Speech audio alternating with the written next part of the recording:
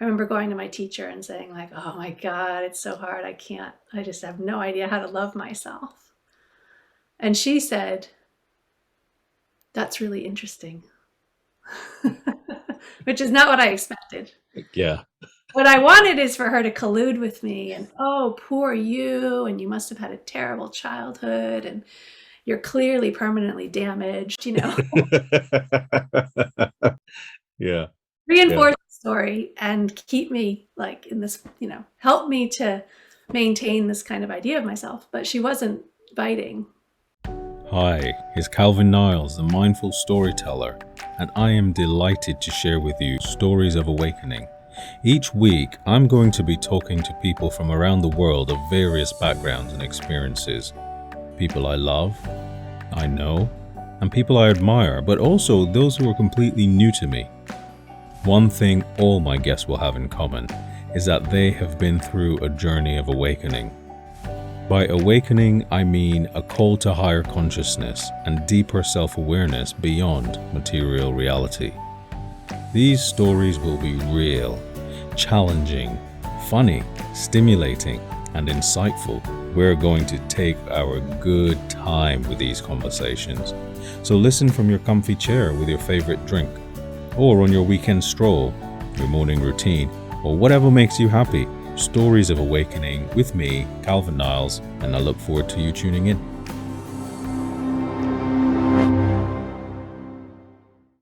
Thank you. Yeah, I'm very grateful to you for inviting me along. And yeah, I'm just so happy for you that you've kind of put somehow out of your energy and curiosity and inspiration, this project has evolved. And yeah, it just sounds like such a gift to the world. So I feel very privileged to be able to take part. Thank you. Well, thank you so much. And yeah, I'm just really delighted to have you, Singhashri. We met a year ago, I think, and we had an initial conversation about, your work and, your work as a Dharma teacher.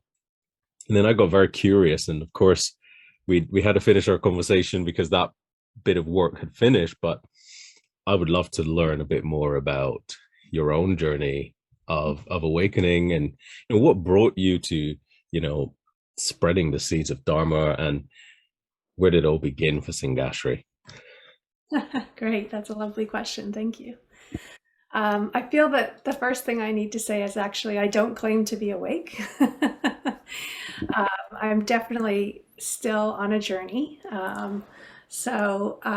Awakening is something that is still an imagined state for me. And I can also say, using the wonderful value and principle of the both and, I'm definitely more awake than I was 20 years ago when I first started practicing. And that's one of the things I love so much about the Dharma, is that we don't have to place our faith or our belief in any kind of blind faith in some sort of external power. We really, one of the things that the Buddha taught was, don't just take my teachings at face value, put them to practice in your own life and see for yourself the benefits of doing that. The proof is in the pudding, as they say.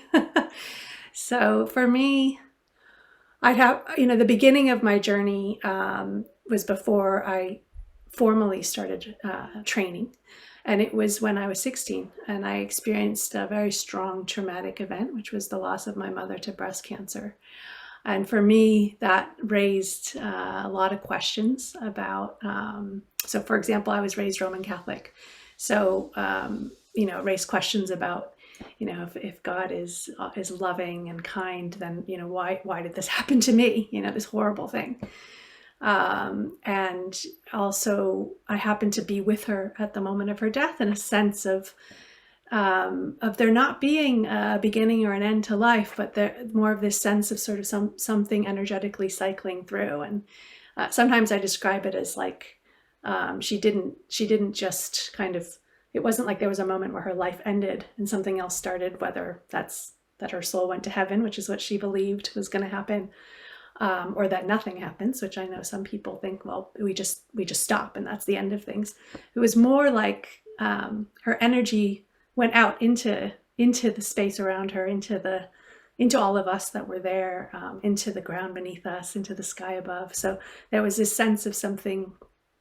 The way I think about it now, after years of doing a practice where you actually contemplate the fact that our bodies and everything in the world is made up of the elements, and that's all we really are, is all the different elements sort of coming together for a little while and then dissolving again.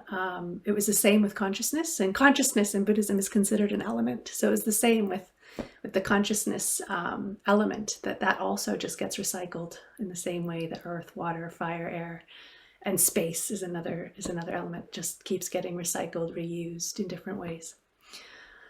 So that was my first, you could say that was my first insight experience, although it was a bitter pill to swallow. And really, it was like a real gut punch. So I suffered for a good half a decade after her death.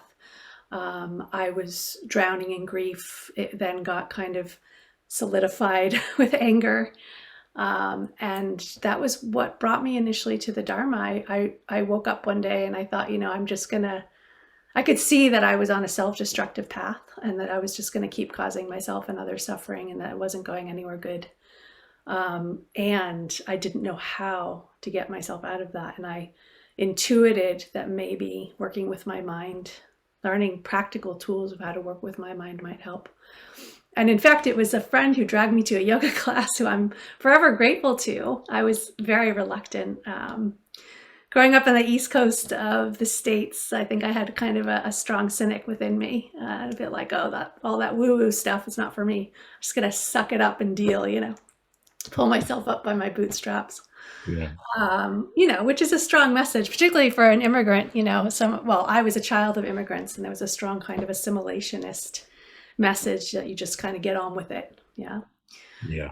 So that was one of the things that I had to work to kind of unbind myself from as I started practicing. And I was just, really, really interested in how to free my mind. And I went to this yoga class, and during the last stage where you're laying on the floor, and the yoga teacher was saying like, oh, just notice how that your thoughts are just like clouds coming and going. And I just saw it. I saw it really clearly. She pointed to something that I could really, it's like, oh, wow, they do just come and go. And I don't have to, grab onto and believe every thought and let that take me down a rabbit hole.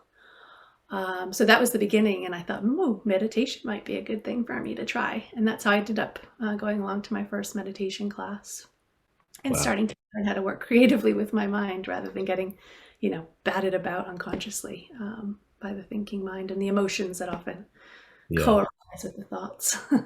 Yeah.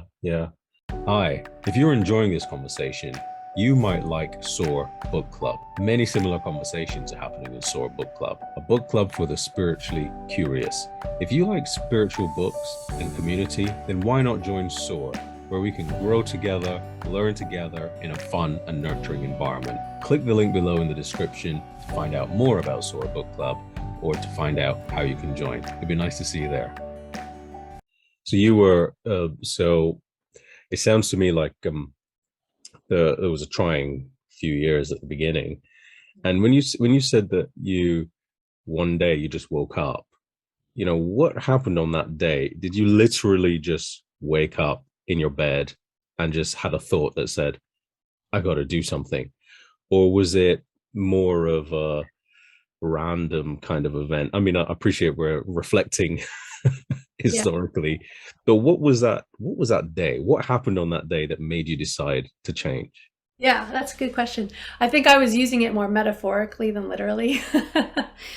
So it was something that kind of, I think, unfolded over time.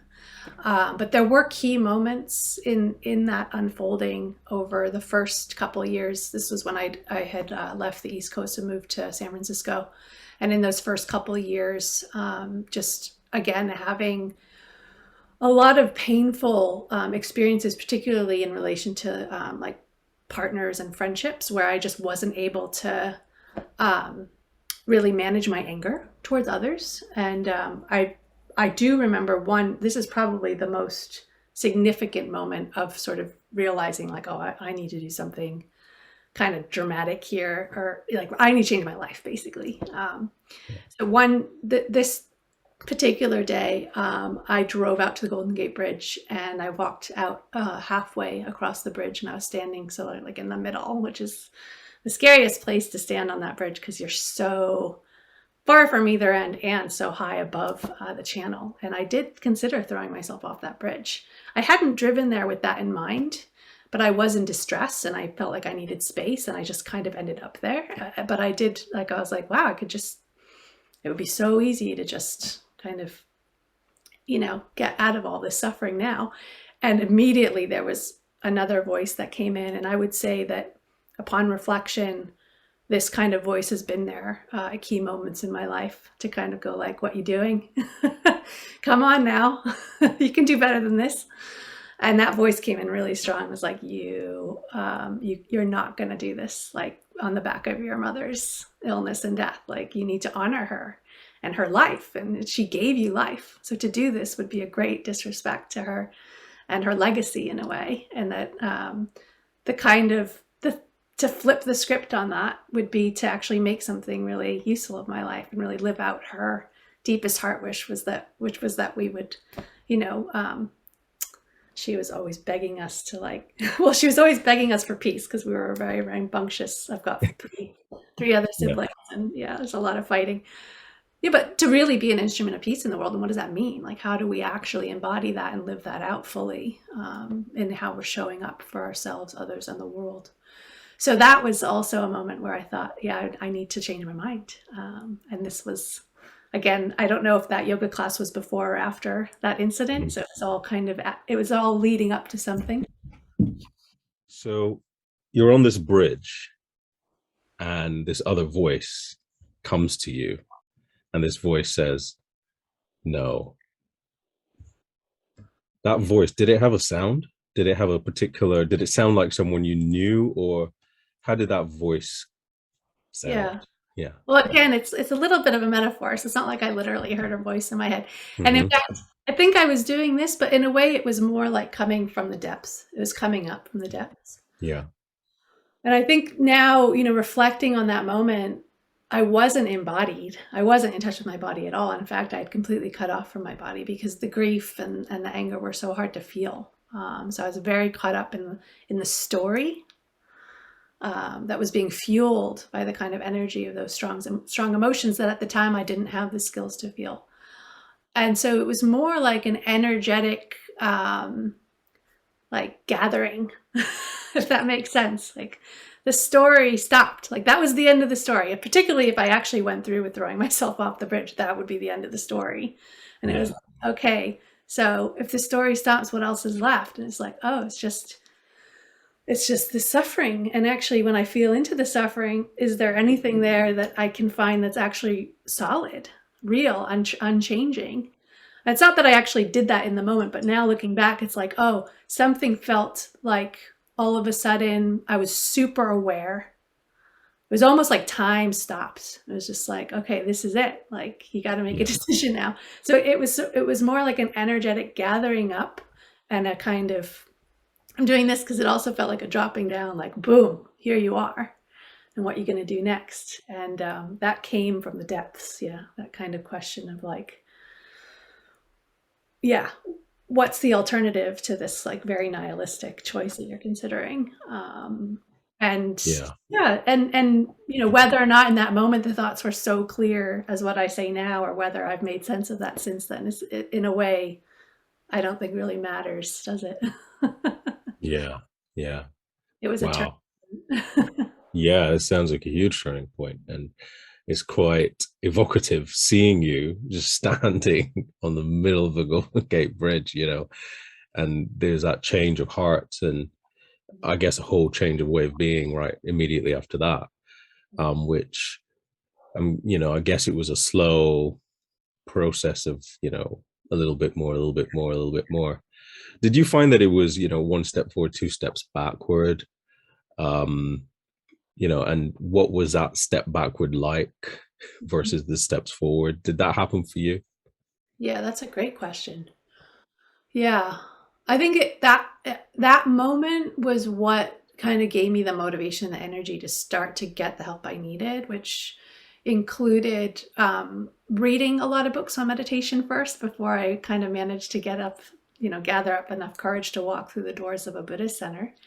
And what I found when I sat down to meditate, particularly meditations on loving kindness, was that it was, well, my perception at the time was that it was impossible to love myself. So you're instructed to kind of get in touch with your own longing to be well, and to kind of give it to yourself.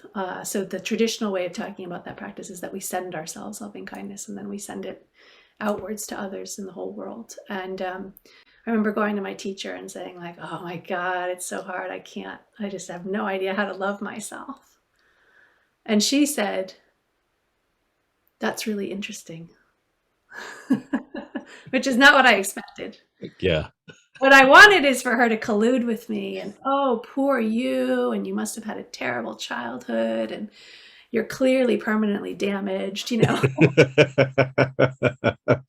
Yeah. Reinforce the story and keep me like in this, help me to maintain this kind of idea of myself. But she wasn't biting.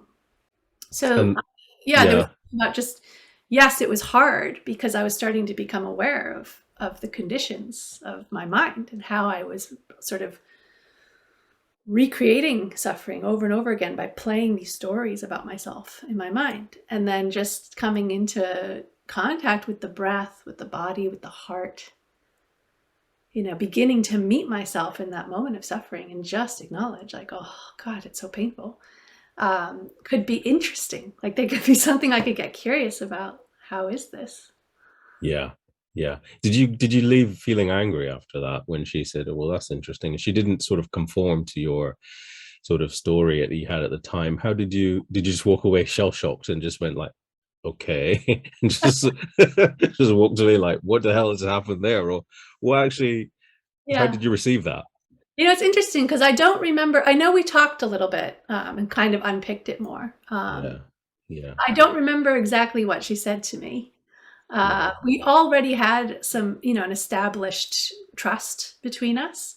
And I did trust her when because she said it, she wasn't just like, oh, wow, that's really interesting. She said it with like so much love, and that she really was interested. Yeah. That's really what I needed. What I needed was for someone to take an interest in me, and to support me in learning how to attend and take an interest in myself. So I think there was enough of me that knew I was getting what I needed, even though it wasn't what I wanted. Yeah. And do you remember the next sort of big step that happened after that? So of course we had this big moment with your mom dying, and you going through this period of anger and grief. Then I see you on the Golden Gate Bridge, like, well, when I've just left Alcatraz. I'm on a boat. I'm like, Singhashri, no. So you have this like big turning point. What was the next big thing that happened for you that sort of changed your reality for another time? Did that happen soon, or how did that unfold? Yeah, that's great. That's a great question. There were a lot of sort of little moments that I remember from that time, probably like, I think the first sort of 5 years of practice, where I'd just be kind of going about my daily life. So I was living and working in San Francisco. I was doing community development work, and it was at a time when the war in Iraq was about to break out, and I was going along to a lot of protests in the streets about that, protesting obviously the unjust justification for going to war. And I remember being at this protest and noticing that there was a conservative journalist with a cameraman. And she was trying to, ask the protesters, what are you doing here? And what are you hoping to achieve? And the protesters very quickly turned on her and were like, you're not going to represent us, well, because you're from this conservative news outlet. We don't trust you. And then someone threw a pie in her face. And I remember watching this and having really strong, again, maybe a voice coming from outside or inside, or I don't know how it came in, but this really strong sense of, I don't want to join in on this. Like, I agree actually with the grievances of the protesters. I think that they're correct to be cautious of her. And I don't want to partake in violence. I don't think that's the answer. And even a pie in the face, which has a kind of comic edge to it, is still, I mean, I felt for her. Like, it just felt like a real, like, oh God, I wouldn't want that to happen to me. Yeah.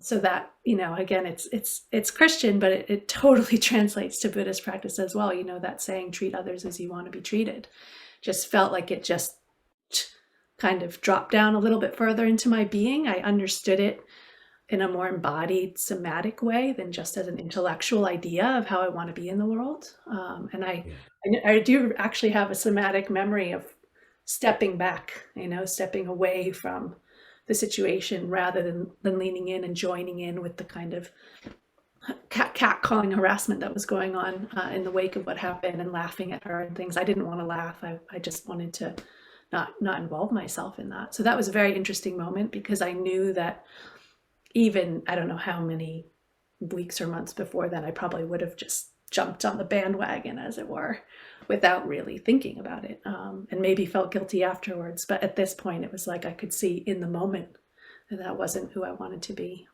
So that was a really interesting moment of like, whoa, there's something else going on here. Yeah.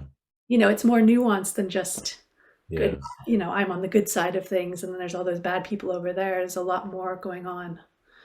And that really helped with my loving kindness practice, actually. It helped me to open to empathizing with people I don't agree with, for example. Yeah. Yeah. Which I imagine that would have been happening quite a lot for a few years after that. And would you have considered yourself by then, so you were raised Catholic, would you have said by then that you had stopped being a Catholic? How did the religion feature in this experience?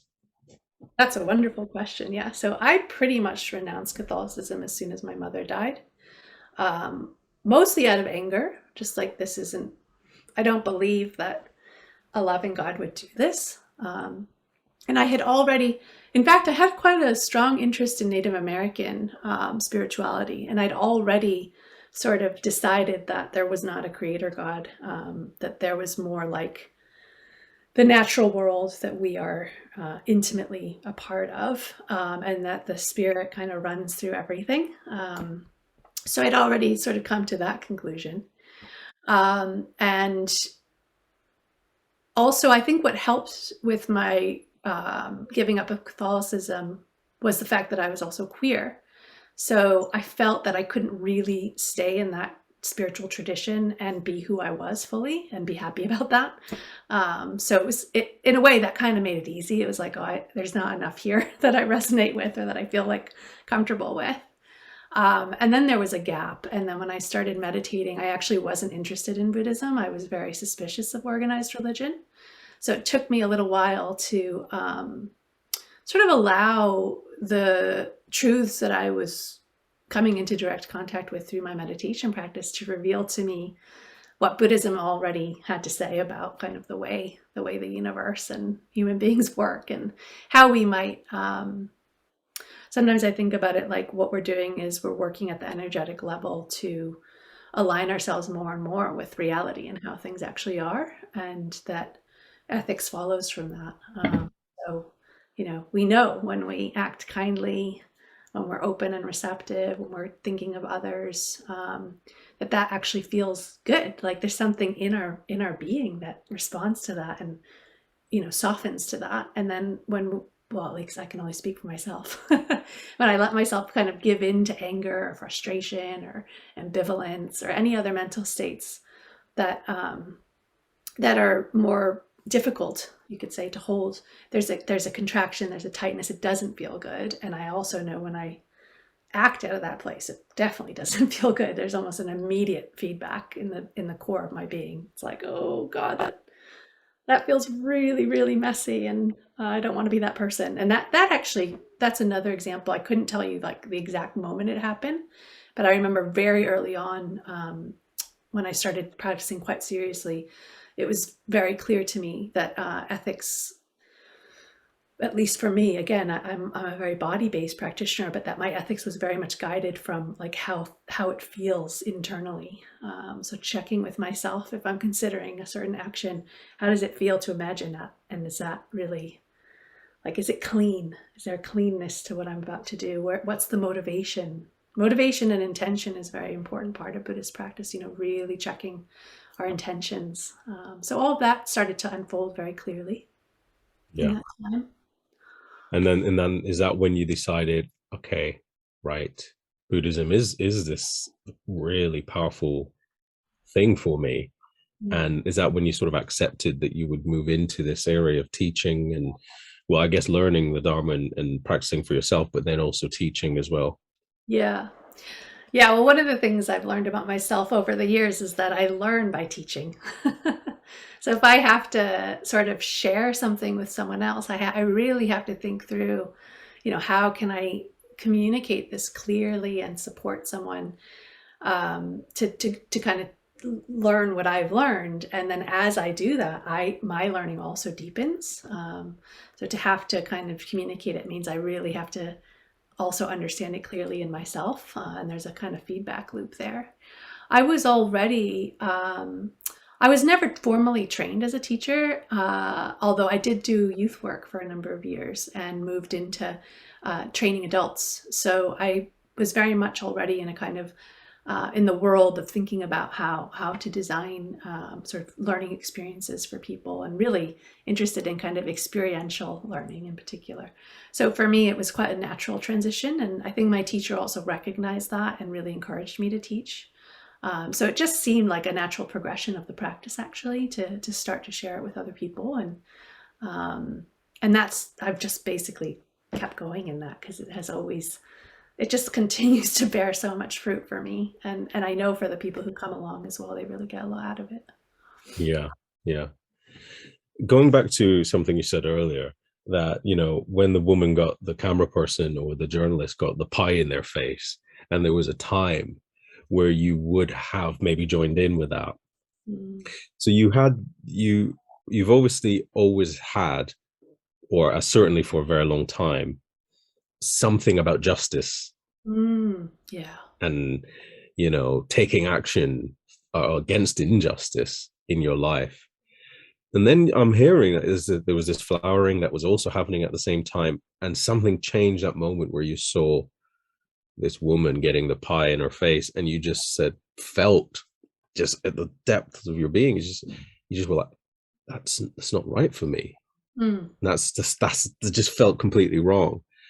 So how were you able to marry continuing to really go against injustice as well as this new flowering of peaceful, non-violent sort of activity? Did that happen spontaneously, or is that something evolved slowly for you? Yeah. Well, it's been a thread all along. Yeah. And of course, the world keeps unfolding. So right now we're at such a critical point of, what are we doing as a global community? Where are we headed? So hindsight kind of keeps sort of changing my relationship to this material, or maybe deepening it, and yeah, helping me to more and more understand what my role might be in showing up in this moment. So for me, it's interesting because as I said, I was doing quite a lot of activism, and one of the things I noticed was that a lot of the activists that I was alongside in those efforts were very, very angry, and they had very, very high ideals that they often did not live out in their own lives and in the way that they treated each other. So there was a real hypocrisy in that. And I was curious about, how can we show up in organizing and activist spaces in a way where we really are practicing what we preach, and willing to kind of keep interrogating the ways we're showing up and using our practice to try and transform all of that. So for me, the movement towards justice is one that I think all great spiritual teachers have been very, very invested in. Even the Buddha, he was born into a high caste Brahmanic tribe, and he one of his first acts when he decided to take up the spiritual life was to renounce that, which was very radical. Particularly in the caste system in India, to renounce Brahmanism was, very countercultural. So he didn't have to say anything, he didn't have to go out on the streets and say this system is totally unjust. Just by doing what he did was communicated something. And then of course later on he did speak out against the caste system, and his reason for that was because his main concern and what he always taught was freedom from suffering, liberation from suffering. And he recognized that the ways that we suffer cannot be separated from the societal conditions in which we exist, and that all of our minds are shaped by those conditions. You can't separate it out. So for me, my interest in justice is very much conditioned by the fact that I was born to immigrants, that I myself am queer and have come up against injustice, and that being a woman in the world has its own challenges. So all of that has informed we just, those of us who are on the receiving end of injustice in any way, shape, or form, we just do see things, I think, more clearly than those who have the privilege to not be on that receiving end. So for me, that's been the kind of the thread, is just relating to how I'm showing up in the world as carrying on actually a tradition that the Buddha started, even though that may not be the way that his story is necessarily told by everybody. Yeah. Powerful stuff. And you're making me imagine so many different things at once. So as you're going through this journey, and you just mentioned reflecting historically from where you are now, and things continually evolving and unfolding. When you started to teach, that happened I guess organically, because you already had these skills that you were being encouraged to share. What was the next big thing for you, the next big moment for you?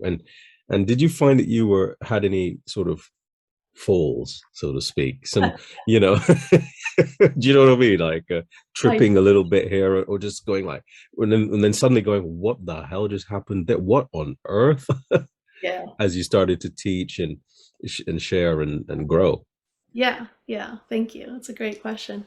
Yeah, I mean, I feel like I've been falling almost daily. So I mean, in a way, spiritual practice, sometimes they say it's not for the lighthearted. We do have to be up for a series of disappointments. At any time that we set out to do anything, if we're really invested in outcome, we will fall. And of course, it's impossible to teach and not be invested in outcome. Or maybe, I don't know, maybe once I'm awake, it'll be more straightforward. So the ego's always caught up a little bit in what we're doing, and I recognize that, and I work with that, and I'm very privileged to have wonderful friends who support me in that process.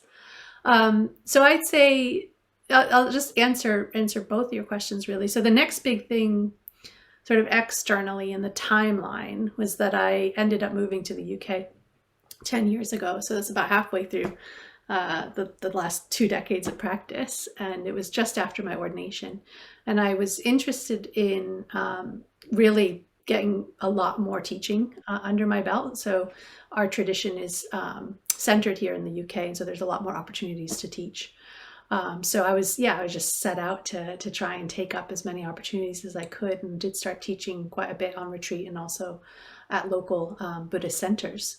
And that was that's been for me, again, just like a really, really rich and wonderful opportunity to just keep trying things out with people, see what works, see what doesn't. And I've learned so much around so many things. So one, maybe I'll just pull out one highlight, which is, I think we often assume that because Americans and the Brits speak English, that we're speaking the same language. But I quickly learned that that is not the case. And I had to do a lot to, but kind of try and find some way to live with the tension of showing up in a different culture as an American, with all of the kind of projections onto me that come along with that, as well as how I would just, particularly in the first few years, just constantly be, I don't know what the metaphor is, but like messing up in my communication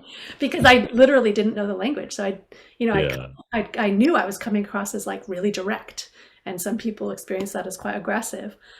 Whereas in San Francisco, that would have been a perfectly acceptable way to communicate. So how to be me, like authentically show up as I am and not sort of change myself to benefit others or for white comfort or whatever might have been going on there.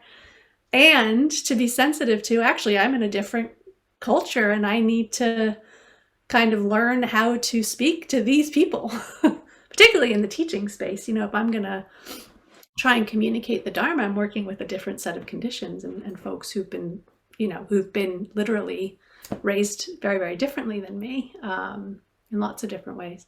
So that's been a very rich working ground where there's been a lot of failing and picking myself back up again and having the conversations I need to have and trying to modify what I'm doing in a way that really supports getting through to a different psychological makeup than me, which has been great. It's just, it's a wonderful skill to develop, and it's transportable, Yeah. And that's one of the things, I loved about meeting you. Originally was just the way we communicate, and it's very easy to understand you. So I have no doubt that other people feel the same way. A question that was coming around your sort of how do I know if I am waking up? How do I know if that's actually a thing? Am I waking up? What, I sort of try to describe waking up as a call to higher consciousness. I sort of try to contextualize this series of conversations around a call to higher consciousness, accepting that there's a reality beyond material reality. Yeah. How do I know if I am waking up or starting a spiritual journey? What can I use to validate that? Yeah, it's a great question. Yeah, it's interesting because so much of what happens as a result of a practice is conditioned by and informed by who we think we are and what we think we're doing. So, if I think, well, I'm just a kind of messy, screwed up person who maybe could become a little bit more calm, then I'm just going to end up becoming a little bit more calm, messy person. So there's something about, like a lot of organizing communities in the States are really onto this, like imagining the future that we want to bring into being. And that includes imagining how we might show up in that future. How, who do we really think we could be ultimately? What's the highest potential we think we could manifest? So for me, when I first started coming along to practice, I had a really clear intention. I wanted to be a better person. And I remember, again, about 5 years in, realizing that that was a very limited goal. To just be a better person, it's fine. Yeah, I could be nice, but what does it mean to completely transform oneself? What does it mean from a Buddhist point of view in particular to completely see through the ways in which we're constantly reinforcing a fixed sense of self that also then reinforces habits of clinging to and pushing away experience that creates suffering for ourselves and others. So all the ways that we try and control our environment, the ways that we invest in other people being different than how they actually are being, there's so many subtle ways we're trying to change other people or situations. And I'm not saying that to say we shouldn't try and make change, because it's a paradox, isn't it? We do need to continue to strive for change. And it's how we show up in that space. Are we doing it from an egoic point of view where there's a lot of trying to get our own way? Or is there an openness and a receptivity, a sense of not knowing, a sense of deep love for ourselves and other people in the situations we find ourselves in that are deeply complex, don't have easy answers, may not come to conclusion in our own lifetimes, and yet we keep hoping, and that hope supports a driving towards something that's perhaps a little bit more liberated than where we are just now. Yeah. So how I know, just to sort of answer your question in terms of, again, I don't claim to be awake, but I do know I've changed, is I am just much more open. Even just like my sensations in the heart center, just to talk on a really practical level, like there's just a lot more available to me that I can immediately rely on to inform how I'm showing up and meeting whatever's coming in this moment, however joyful or painful it is. And that includes the other people I might be in space, sharing space with and in relationship with around a particular outcome we might be seeking. So yeah, something about openness and love. Yeah, and a deep sensitivity to the effect I'm having and letting that really guide me. Thank you for sharing. Yeah. I was going to ask you how, what would you say, if you could say there's one thing you'd love to see right now change, but I think you've sort of answered that just now. Is that fair to say? You would have said exactly what you just said if you because you've said imagining the world, imagining how we show up in that world, and you literally just described imagining yourself being more loving and open and meeting whatever arises with that openness and love. Is that how you see the world, you would like to see the world, in terms of your own wanting to be more than just a better person? Yeah, thank you for that. Yeah, because I was going to say it depends on what level or layer you're asking the question of what I imagine change to look like. So there's the individual version of that, and then there's obviously the collective and universal, and they're not mutually exclusive. We create the world we live in every moment. We're participating in the world, whether or not we know we are, and whether or not we like it. We are continuing. We're either upholding the status quo or making things worse or making things better, to speak very, very crudely. So yeah, I think for me, if I start with that vision for myself that you just so beautifully reflected back to me, thank you for that. And then I imagine in the world, what if everyone was like that? And then I imagine the implications of that. I mean, I can't even imagine the implications of that because it's so far reaching. Like I was just thinking of COP26, imagine if everyone showed up to that gathering from that place that we were just talking about. I think the conversations probably would have been very different, and they probably would have achieved a lot more than they did. So yeah, it's almost impossible for me to imagine. I often hit a roadblock, which is why I keep coming back to, okay, I just stick with what I'm doing and know that has an effect, trust that has an effect. Wow. Thank you. Singhashri, I am mindful of the time, and we could talk forever, as you know, as is always the case when we have a conversation, it seems. But I just wanted to take the opportunity to thank you for coming on and sharing part of your story. There's a lot of powerful messages and imagery in there. And yeah, if there's any other things you want to add to wrap up, then now's a great opportunity to do so. But all I want to say is thank you, and I really appreciate your time. Yeah, thank you. I really appreciate your questions. You always ask such great questions, and I really appreciate what they bring up in me. It's causing so much reflection. So yeah, I'm appreciating that so much. Thank you so much. What is most meaningful for you in 2022? Is it healing and forgiveness? Is it love and belonging? Or maybe it's the courage to be and to act. SOAR Book Club has all of this for you and a lot more. We know that stories carry a message. And for 2022, SOAR Book Club will be bringing more great stories with messages that we can get our teeth stuck into, to wrap our minds around, and to open our hearts in a fun and engaging community. If you want to read more and need accountability to keep you moving forward in your already busy life, are you looking for inspiration to develop your spiritual awareness?